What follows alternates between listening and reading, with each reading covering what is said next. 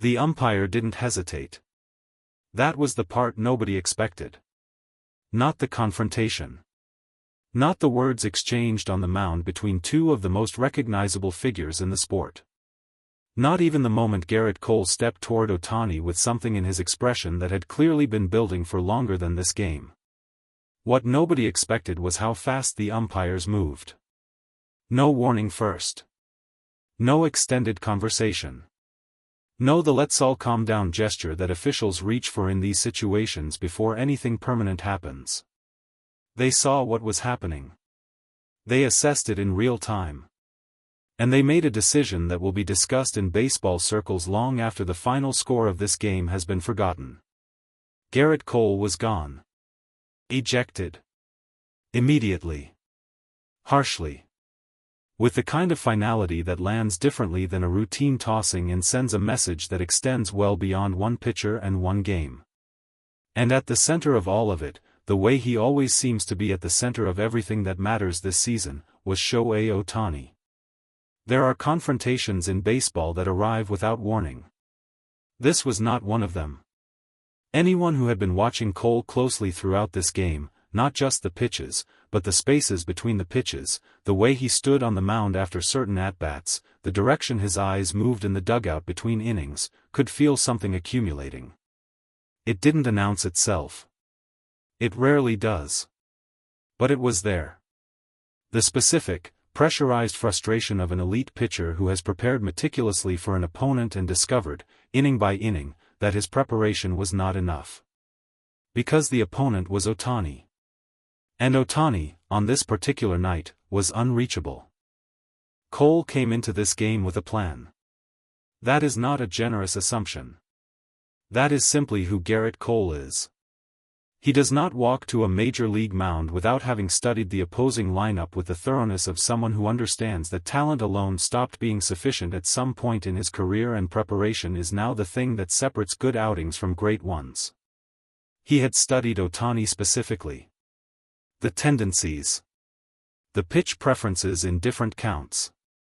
The zones where he is vulnerable, or as vulnerable as Ohtani ever is, which is a qualifier that already tells you something about the nature of the problem. Cole knew what he wanted to throw. He knew when he wanted to throw it. He had a plan that was logical and detailed and built on the kind of homework that earns a pitcher the right to stand on a major league mound in a game that matters. The plan lasted approximately one at-bat. The first time Ohtani stepped into the box against Cole, the dynamic was established immediately. Not by a home run. Not by a dramatic moment that the highlights will replay all week.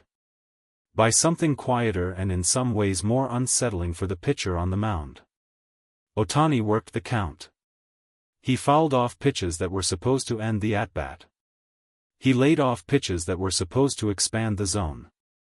He treated Cole's carefully constructed sequence with the calm patience of a man reading a book he has already read, not dismissively, but without surprise. The at-bat ended in a walk. Cole stood on the mound for a moment after Ohtani reached first base and stared at a point somewhere between the mound and home plate. The stare of a man recalibrating. The second at-bat produced a double that moved two runners and changed the complexion of an inning that Cole had been managing successfully until that moment.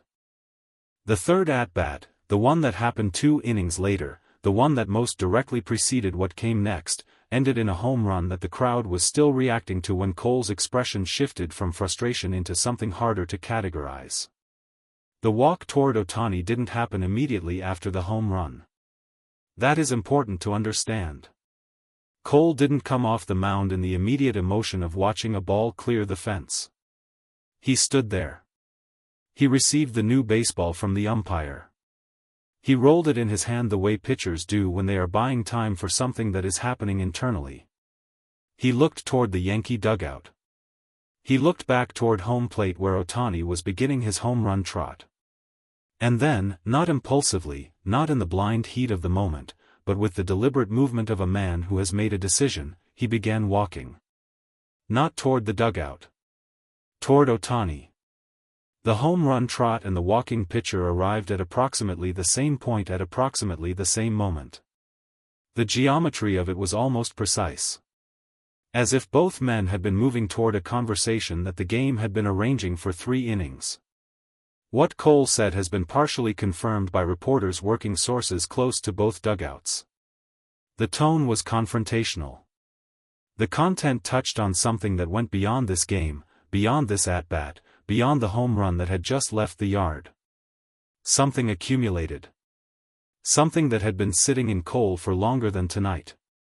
Ohtani stopped his trot. He turned toward Cole. And he answered.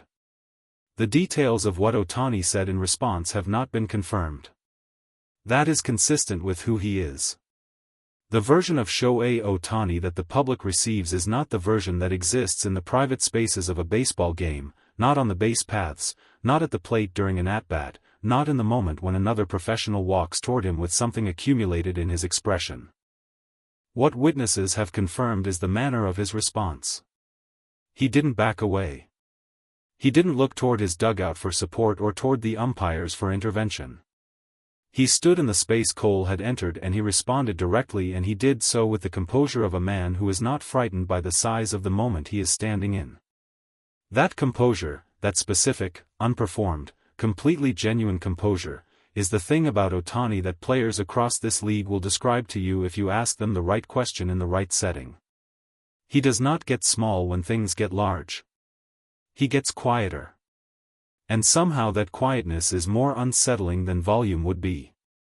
The umpires were moving before the exchange was finished. That was what surprised everyone watching. The crew chief, positioned near first base with the sight line that the situation required, did not adopt the wait-and-see posture that officials typically assume in these moments. He had seen enough. He had heard enough. He had assessed what was happening with the speed of someone who has spent enough years on a major league field to recognize the difference between a player venting frustration and a player making a choice. Cole had made a choice. The crew chief's arm went up. The signal was clear and immediate and left no room for negotiation. Cole turned toward the umpire with the expression of a man who had anticipated this possibility but is nonetheless surprised by how quickly it arrived. The argument that followed lasted less than 90 seconds. Cole's voice rose. His hands moved with the emphatic gestures of a pitcher making a case for why this specific ejection in this specific moment was an overreach by an official who had misread the situation. The crew chief listened. Or appeared to listen. And then pointed toward the dugout with the calm finality of someone who made the decision before the argument started and has not been moved by anything said since. Cole went. Not immediately. Not quietly. But he went. The Yankees dugout received him with the complicated silence of teammates who understand both sides of what just happened. The manager was already at the top of the steps. The conversation between them was brief and private and conducted in the low voices of men who know that the cameras are on them and the microphones are closer than they appear. Aaron Boone emerged from the dugout for his own conversation with the umpires. That conversation was also brief. The ruling stood. Cole was done for the night. The penalty, the formal league penalty that would come in the days following, was still to be determined. But the ejection itself was not subject to reversal on the field. Boone walked back to the dugout. The Yankees bullpen began warming up. And the game continued. In the Dodgers dugout, Ohtani sat down on the bench and accepted a bottle of water from a teammate. Someone said something to him. He responded. Whatever passed between them did not appear to be about what had just happened on the field. That is the rhythm of Ohtani in a baseball game. Things happen around him, remarkable things, dramatic things, things that would occupy the full attention of almost any other player for the remainder of the evening, and he returns to the game. Not because he is unaffected. Not because the things that happen around him don't land. But because for Ohtani, the game is always the next thing. Whatever just happened is already behind him by the time he sits back down.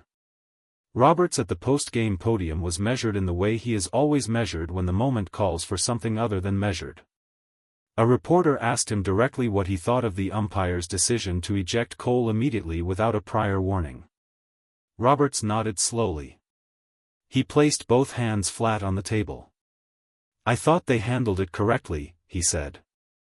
"There are things you can do on a baseball field and things you cannot. The umpires saw the line being crossed and they acted on it. That's their job. They did their job." Another reporter asked whether he was concerned about potential retaliation in future games between these two teams. Roberts looked at the reporter for a moment. "I'm concerned about winning baseball games," he said. "Everything else takes care of itself." He paused. "And Shohei will be in the lineup tomorrow." He said it without emphasis. Without drama. The way you state a fact that requires no decoration because the fact itself is sufficient. Shohei will be in the lineup tomorrow. The league announced Cole's penalty 3 days later. A 5-game suspension. A fine. Language in the official statement describing the conduct as incompatible with the standards of professional competition. Cole appealed. The appeal process would take time. The suspension would be deferred pending its outcome. But the moment itself, the walk across the infield, the words exchanged, the umpire's arm going up without hesitation, that had already happened. That was already permanent. And in the Dodgers clubhouse the morning after, Shohei Ohtani arrived at his scheduled time. He changed into his uniform. He went through his preparation with the thoroughness that his teammates have come to regard as one of the most reliable things in their professional lives. He picked up his bat. He walked to the cage. He began hitting. Like the night before had already been filed somewhere and closed. Like the only thing that existed now was the next pitch. The next at-bat. The next game. That is Ohtani. That will always be Ohtani. And somewhere in a Yankees facility across the country, Gerrit Cole was sitting with 5 days and a question he still hadn't fully answered. Was it worth it?